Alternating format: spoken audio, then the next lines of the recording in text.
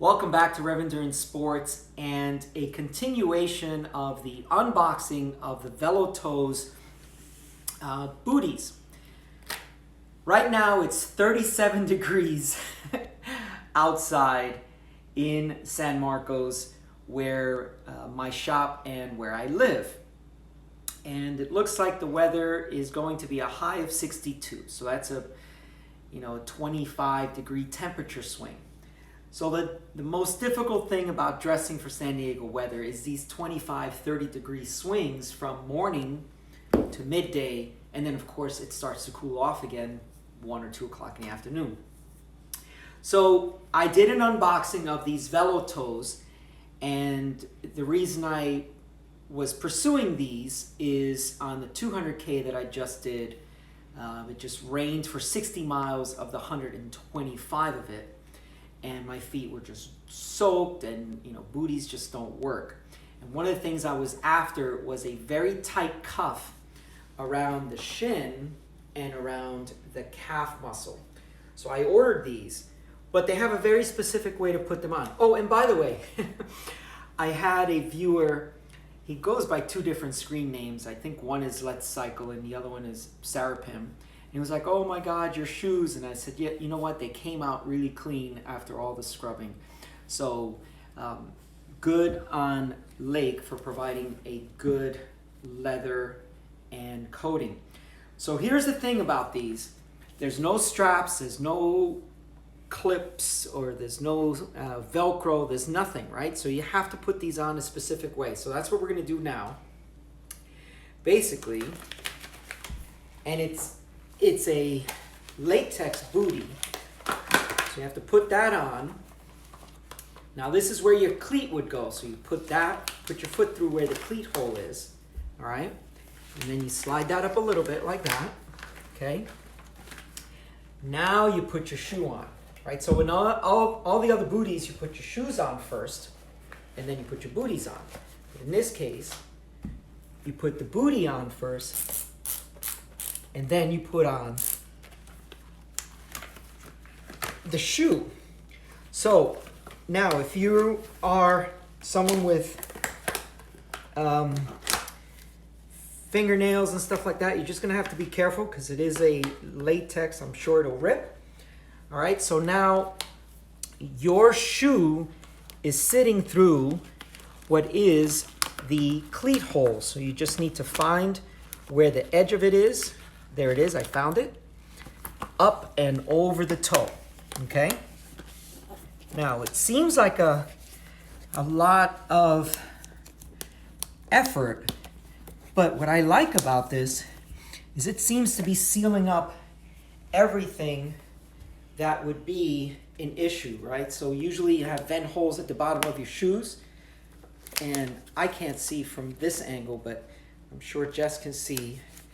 And so it's got your cleat hole, it's got your heel hole, and you should be able to, you don't really want to walk around in your cycling shoes anyway, but you should be able to walk around to the cafe or to a convenience store to get your stuff. Okay, so those are the Velotoze. This is the Tall Road 2.0, okay? And I'm using them for warmth and to seal up, because road cycling shoes are designed to breathe, because you don't want your feet to be overheating. I'm not a big fan of the logos, right? It's just the logos are just too big. I'm just not a big fan of logos. Those of you who've been watching my channel, you know I don't like big logos on bicycle rims. Okay, let's cover a couple other things. This is a laser helmet, the Z1, so it's an older model, but they used to make these shells for, and I think they make them for the G1. This is an aero shell, but for me it's a warmth shell, because now I've covered up the holes, and like I said, it's 37 degrees out, so I'm trying to get some type of protection from the wind. Okay, and it doubles as an aero shell.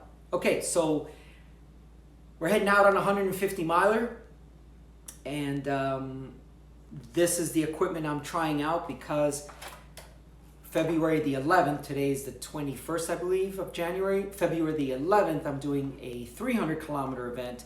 That's 187 miles.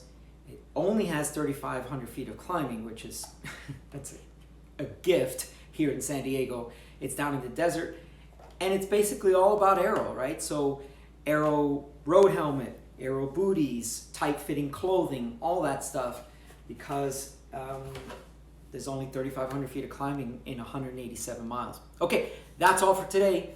Please like and subscribe. We'll see you up the road.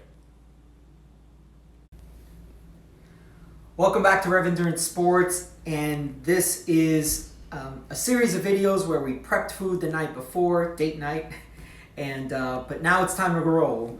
It's 7:52. We're supposed to roll at 7:54, so we got to get out of here. Okay, 1,400 calories in my bottle, 700 each. 150 calories for these little packets, and then we've got another about 800 calories here. So 1,400 and another 1,000, so 2,500, and possibly another 800. So let's say 3,300 calories. Now here's the thing. I've done this 150 miler before. It was a 4,200 kilojoule day. So that gives me an estimate of how many calories I used in the past.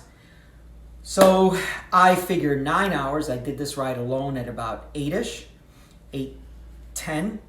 So 150 miles, 9 hours, 9 times 300, 2,700 calories. It's always better to bring more calories. You may bunk, you may have an issue, or you're pulling something out of your pocket and you drop some stuff out of your pocket and you don't want to turn around and go back for it. So always bring extra calories. I've got about 3,200 with me, and that should be it for a self-supported 150 miler today. Thanks for tuning in. Please like and subscribe. We'll see you up the road.